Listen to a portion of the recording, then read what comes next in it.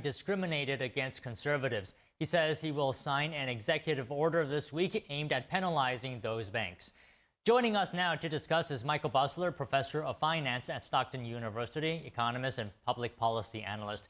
Michael, always good to see you. So conservatives, including Trump, of course, have accused banks like Bank of America of closing their accounts after the 2020 election. What could an enforcement mechanism look like to prevent debanking? So this is a difficult problem. There's no hard data that really shows what happened here. But President Trump himself, and I've heard other corporations say the same thing, that banks just closed their accounts, canceled their business, and told them to withdraw their funds. And it looked like for no apparent reason other than their political views. So somehow Trump has got to come up with a way, some kind of a executive order, or maybe Congress will pass a law.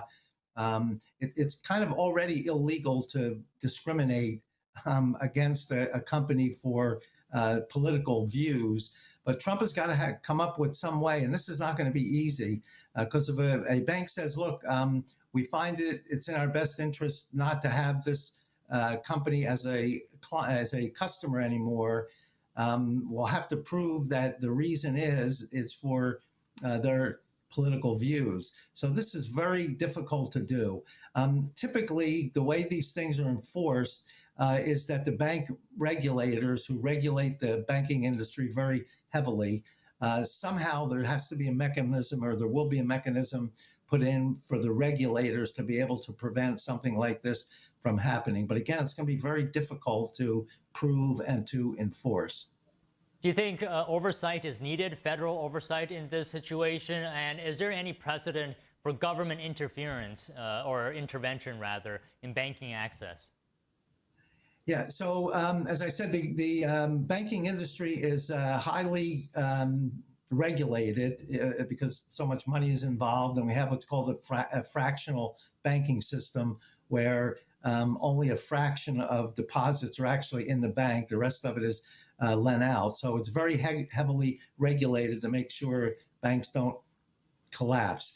So I don't know of anything in the past where the regulators have said, look, you can't dismiss a customer for political reasons, although again, that's illegal. The bank is free to say who they want to do business with, but if you're dismissing them for these political reasons, that technically is illegal. Just like you can't drop a client, just for some demographic characteristic that they have their minority or something. You can't drop a client for that. What ends up happening if the customer is suspended, then they have to file a complaint with the banking commission, and then the banking commission has to investigate.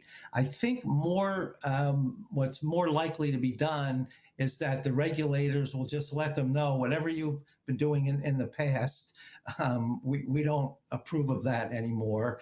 And you can't dismiss a customer just for their political reasons, and somehow they're going to have to try to enforce that. It's not going to be an easy thing.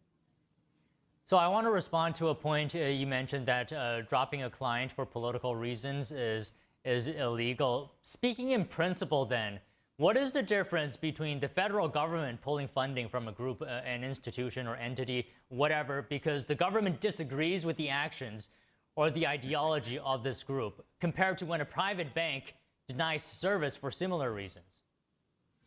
Yeah, so it's a slippery slope here.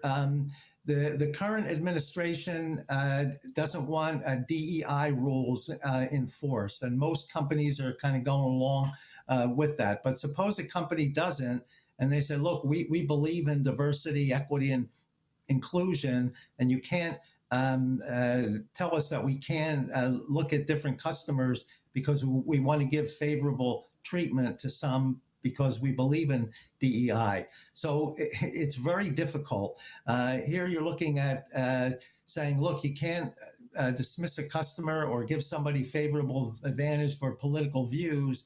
And yet, on the other hand, you're saying you can't give favorable treatment because of some demographic characteristic. So you're bringing up a very good point. And if a bank is dropped, or a customer rather is dropped, and there's some kind of a case that goes to court, this could turn out to be kind of a hot topic. I don't think that's going to happen.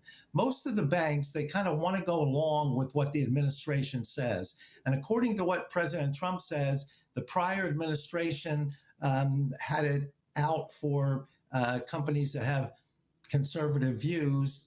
Whether that's true or not, I'm not sure. But the banks, I guess, sort of went along with what the Biden administration's banking regulators said. Now the banking regulators are going to say something different. And the banks typically want to go along with what the regulators say to avoid any conflict. But whether it's a difference between one view or another is a good point. I'm not sure what the answer to that is. So the Epoch Times actually got a note from Bank of America, a statement that it doesn't discriminate based on political views, just pointing that out. But besides that, do you think financial institutions play a role in shaping or guiding cultural and political trends? And what is the role? They're not supposed to. All they're supposed to do is hold the money of depositors, make loans, and provide other financial services. They're not supposed to really get involved politically with whatever administration is in power at the time. Now, even some companies, they're not supposed to either. Companies' primary goal is to make a profit for their stockholders by satisfying the needs of the consumers.